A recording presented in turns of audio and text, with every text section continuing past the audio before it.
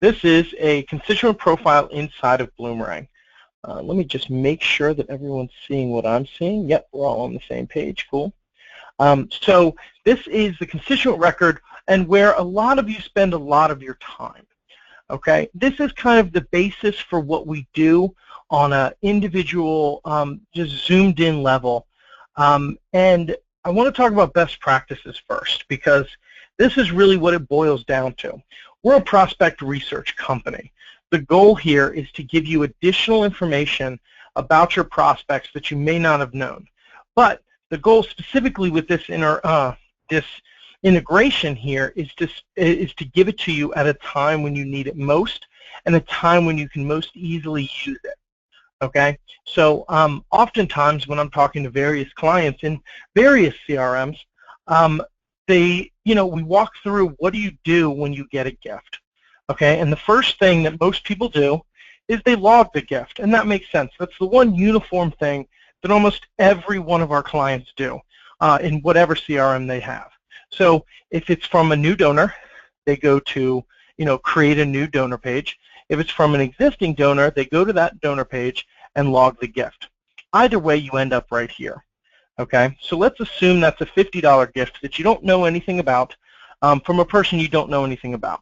This is pretty much where it stops most of the time. So you type in the $50 gift, you say thank you. Sometimes you send them a thank you email. Sometimes you send them a thank you letter, but it about drops off after there. So what we want to show you is a way that you can do additional research and find out if that's the best practice for these specific people, or if there's something more that you can do to help your chances of getting a bigger and larger gift next time. Okay, not to mention keeping the donor happy and everything like that. So right here, we built a button. I should say they built a button right here that accesses our data. Okay, so what it does is by clicking this button, you're going to take this information right here. That's the full constituent's name. You're going to take this address right here, right? Both things that would be on any average check, right? And it's going to pass that information off to DonorSearch and create a single profile based on that data. Okay, so let me perform the search here. It's going to show you processing integrated search. View integrated search profile. See, that only took a couple seconds, so no time wasted here. All right, and now you see a complete profile of a gentleman we call Kevin Plank. Now this is a real profile. That's his real address, and he's really the CEO of a company called Under Armour, if you've heard of it. The long and short of it is that we just did a couple clicks. It didn't take but a couple seconds, less than 30 seconds, the whole thing, and we now know, just based on these numbers, that he has extremely high capacity and he's making major gifts. All right, now if I don't explain anything else on this profile, all right, just the fact that these target asks here are in 7 figures, that will tell you that if you go back here, you need to do something special with this donor. All right, it could also tell you the reverse. It could tell you this donor, they're your average individual, and they're not going to be capable of a major gift. All right, and in that case, a thank you email goes great. Okay, but when they have a $10 million capacity and a $1 million giving limit there, then we're showing you that this person is capable of much, much more, and you should go out to them and treat them like royalty and do everything you can do to keep this person happy. Okay, does that make sense to everybody? I'll assume so. Okay, so let me walk you through some of these profiles and show you what the data means and how you can use it. Okay, first thing I want to reference is all this data up here. Okay, this is the data that came over through Bloomerang and through our integration. Okay, so this is what everything below is based on. Okay, which means that if you don't have middle initials, you don't have a spouse's name, that kind of thing, it's going to affect all of this. It can also mean that if you find data in the middle here and you look up here, that means you may not have it. Okay, so for example, if we didn't have middle initials here and we look down here and we found a middle initial, then you can add that to your Bloomerang database. Okay, you want to, of course, make sure it's correct first. Okay, a safe place to look would be the real estate records, but we'll get there in a second. First thing I want to show you is this summary box. Okay, everything in this box is kind of the quick and easy view to point out everything we know about him. Okay, we have a box right here, a little pie chart to show where he's giving. This giving includes political and charitable giving, and you can see that as you hover over it, you get to the different sections. Little key over here. And then as you scroll down, all of the individual one-by-one results are available down here. Each section you can kind of click on, and it will open up and show you more about the data. So if we start right here, we give you two target asks. One is based on wealth, and one is based on giving. The wealth target ask is something that our CEO, Bill Tedesco, actually developed while he was over at Wealth Engine. And it's basically saying, due to all the wealth markers we can find on your donor, this is what they're capable of doing. All right, real quick and easy, they're capable of this much. Oftentimes you'll see that gift or that size is kind of inflated and over-exaggerated. All right, not always, but sometimes. And that's because it's designed to be the most they can possibly give if they really love your organization. If you're their number one and they want to give you a 5-year cumulative gift, this is what they're capable of. It's designed to be 10% of their net worth also. Okay. Now, the target ask based on giving is much different. All right. We can show you capacity all day, but if they're not philanthropic, it's not going to happen. A good example would be Steve Jobs. He never gave away any money to anybody, almost. Okay. So people who had them in their database wasted a lot of time because he's capable of a major gift. Okay. The target ask based on giving is designed to show you philanthropy. All right. So we're showing you the single highest gift we've found him making. All right. So just right off the top, we show you he's capable of 10 million, but he's actually philanthropic enough to give away $1 million. All right. And all this detail is supported down here. The next section is our DS rating. This is the best way we offer to segment a database. All of these different data sets you can now segment your entire database based on, but the DS rating is the quickest and easiest to segment based on capacity and philanthropy, specifically philanthropy. So the DS1-1 rating is our top rating, and it says this person has made a major gift, and we label that major gift at $5,000. Okay, so anybody that's a DS1-1 is already making a $5,000 gift somewhere. Okay, so it's always important to pay attention to those people, because whether they're making major gifts to you or not, they are major gift players. Okay, they're giving it somewhere. You just have to convince them to give it to you. Okay, if you press any of these question marks, you get a lot more data. So this will walk you through all of the other DS ratings. And this is kind of long and drawn out, so let me just shorten it for you. DS1-2s and 1-3s, these are people with high potential. Their capacity to give a major gift is certainly there, but we haven't found them making a major gift, because if we did, they'd be a DS1-1.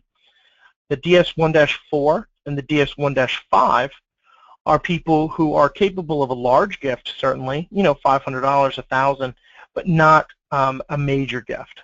Okay, which again would be 5,000. And then the DS2s and the DS3s, these are your average individuals. All right, if you look me up, I'm going to be a DS2 or a DS3. There's nothing special about me. Okay, and that's going to be the most of most databases. That's going to be the bulk of the most databases. So those are your average individuals. So these would be the people that you might consider sending that standard email to, not really paying attention, you know, going above and beyond what you would normally do.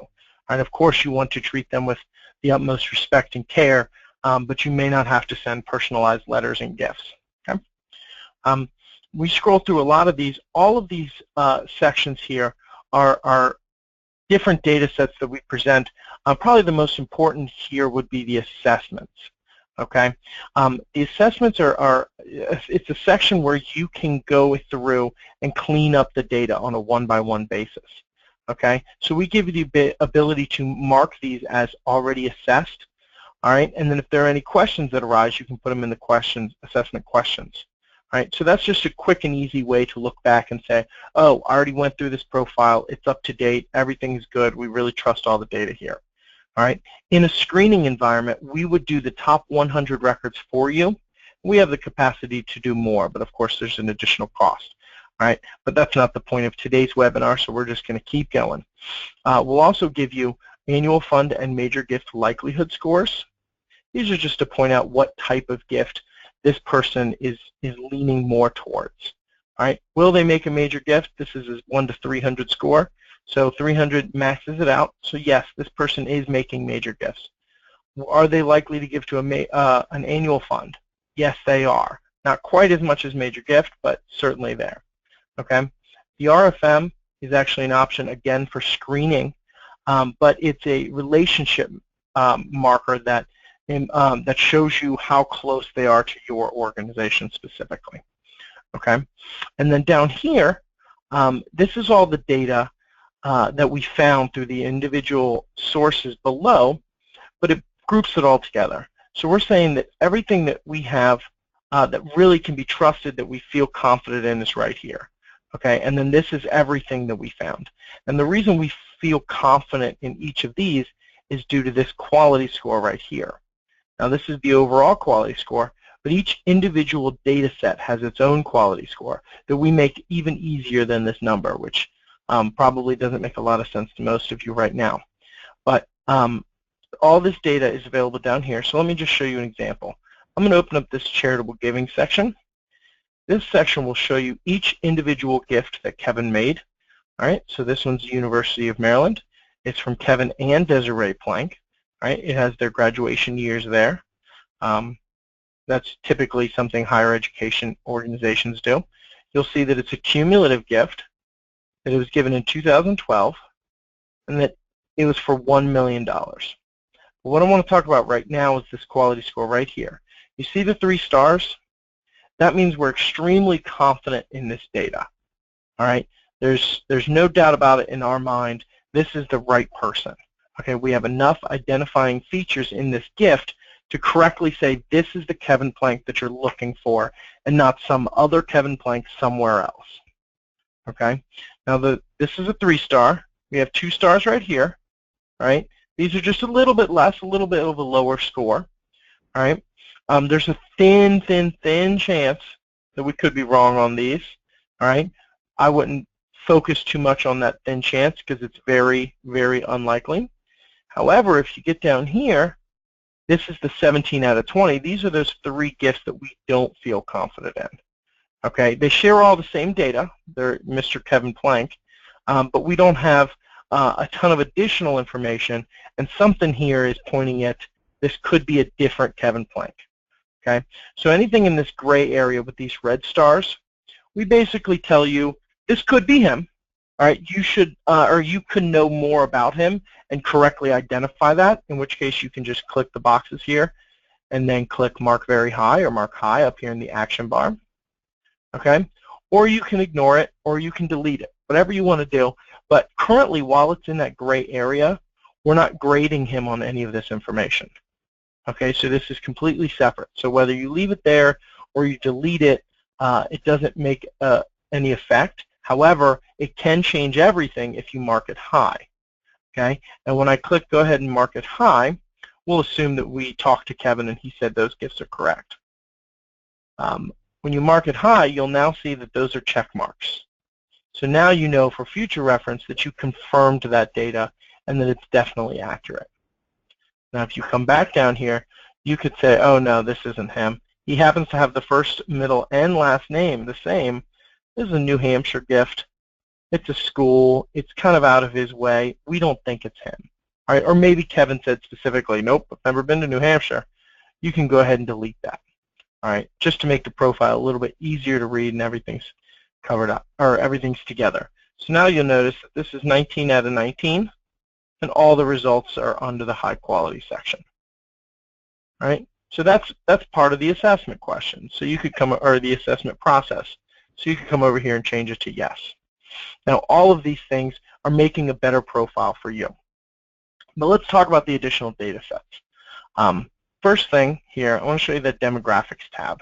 This is a place where we can identify phone numbers, birth dates, emails, and a variety of other sources that'll point you in the right direction. Now, I'll tell you what I tell everybody else. Phone numbers, emails, and date of birth are very reliable and dependable. The rest of this information, I'm not saying it's not reliable, but I do want to kind of tell you to take it with a grain of salt. This is information that's based on his last name and kind of the neighborhood he lives in to point you in the right direction. It's not saying, you know, that he filled out a form and all of this information is exactly correct. Okay, so he may have lived in the house for 12 years. Maybe he's unmarried. Maybe there are no children, but it's going to be pretty close. All right, on average, this will point you in the right direction. Okay. The next section, charitable giving, I already talked about that. The next two sections are political giving. Okay, we give it in two different sections because the top section is federal political giving, and this we get from the FEC. You can click on that FEC link to see a full report of exactly who made the gift. This is great for verifying it. Now you see that that's the exact address we searched for, so he definitely gave this $10,000 gift. Okay, but we also point out political giving because it's so important for philanthropy.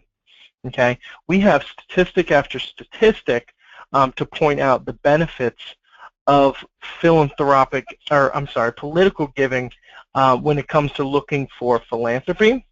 But one of the top ones is if somebody has made a lifetime giving of $15,000, which you'll see here that he's given $115,000. If somebody's made a lifetime giving of $15,000 politically, there's a 1-to-1 correlation that they're making major charitable gifts.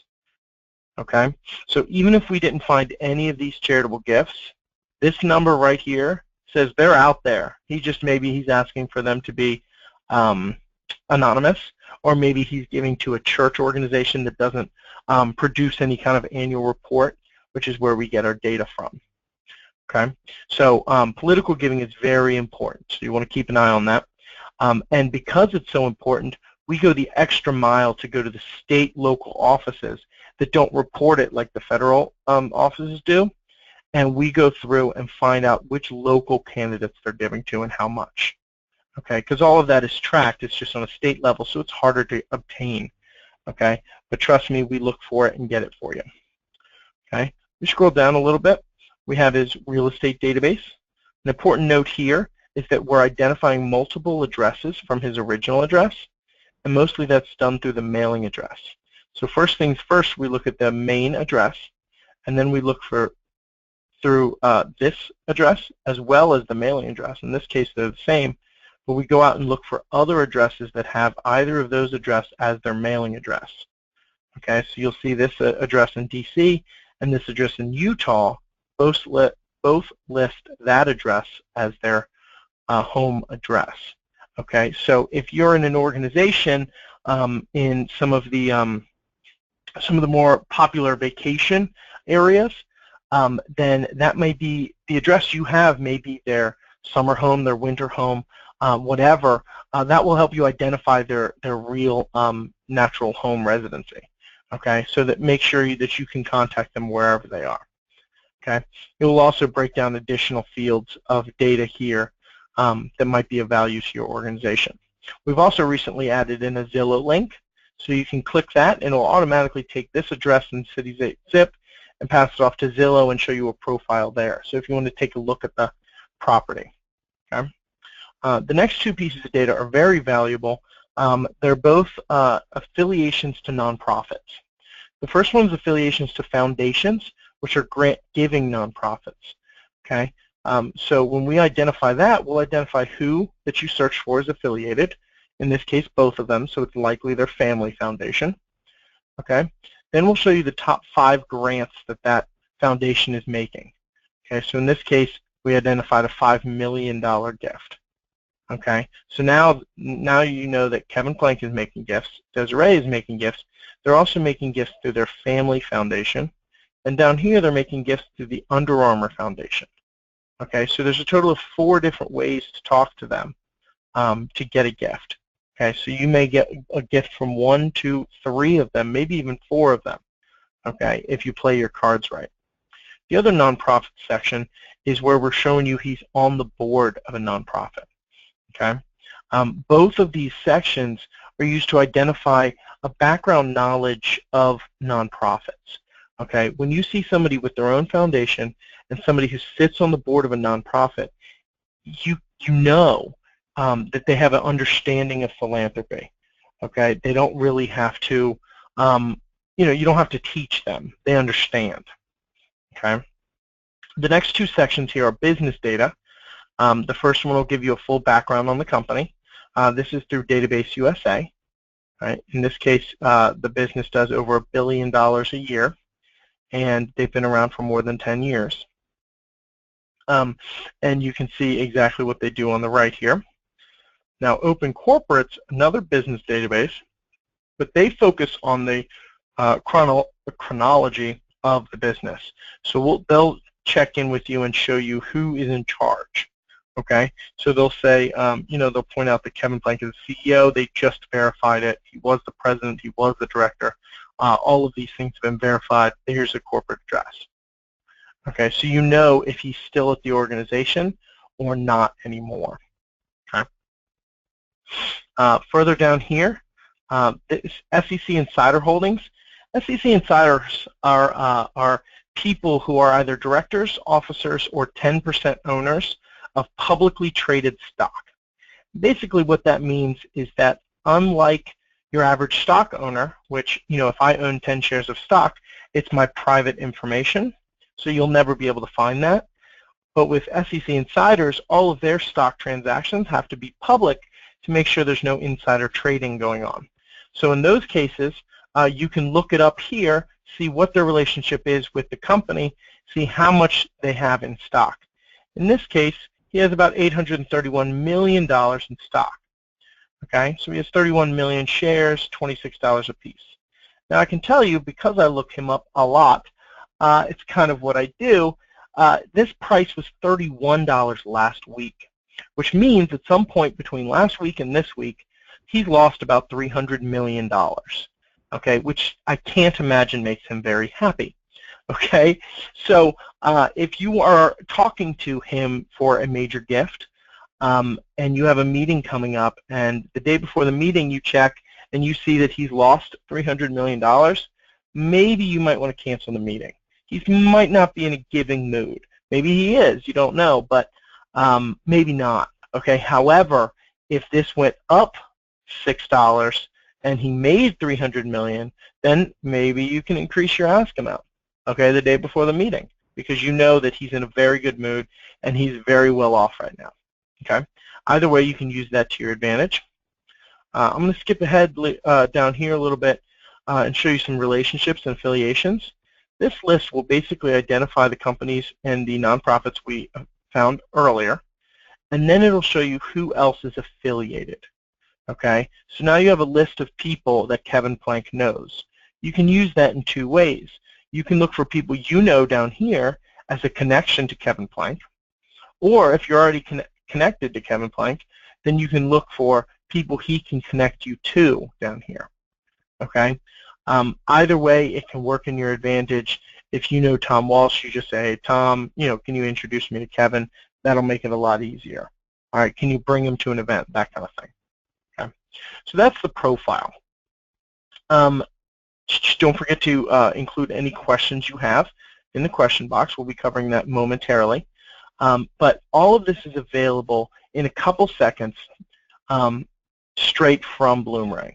Okay, and that's a situation that you all have. You're all ready for. Okay, the next section here is where I can point out where the data can live inside of Bloomring. Okay, so under the profile, you can actually add some custom fields down here. We call it the Prospect Management tab, right? And basically you can import all that data back into Bloomring. Okay, you can do these custom yourself and copy it directly from the profile, or in a batch screening environment, you can have us import the whole screening and put it back in for each prospect. All right, so that data would live right here, and it's searchable and sortable and all that. Okay, so if we go back to the summary page, that's the DonorSearch Boomerang integration.